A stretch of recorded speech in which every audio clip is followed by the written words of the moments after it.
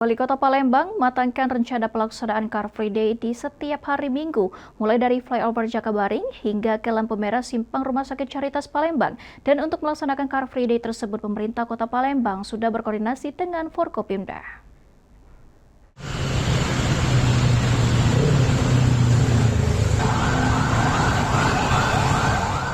Wali Kota Palembang terus mematangkan rencana pelaksanaan Car Free Day (CFD) setiap hari Minggu, mulai dari flyover Jakabaring hingga ke lampu merah simpang Rumah Sakit Caritas Palembang.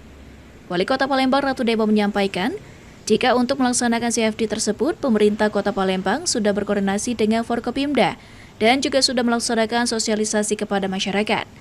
CFD tersebut rencananya akan dimulai setiap pukul 5.30 hingga 9.00 waktu Indonesia Barat. CFD yang dilaksanakan akan dibagi dua bagian. Ruang pertama akan diperuntukkan bagi pemberdayaan UMKM dan ruang kedua akan dimanfaatkan untuk olahraga.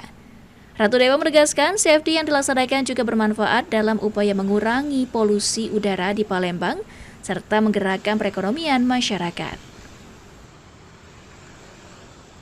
Gimana Pak? Kalau itu kita sudah koordinasi dengan stakeholder yang ada ya, mulai dari Forkominda, termasuk juga sosialisasi ke masyarakat. Direncanakan Car Free Day itu nanti mulai dari jam 5.30 pagi sampai jam 9. Mulai dari jembatan Jakabaring di depan Al-Fatih Akbar sehingga finishnya di Simpang Caritas, begitu pun sebaliknya.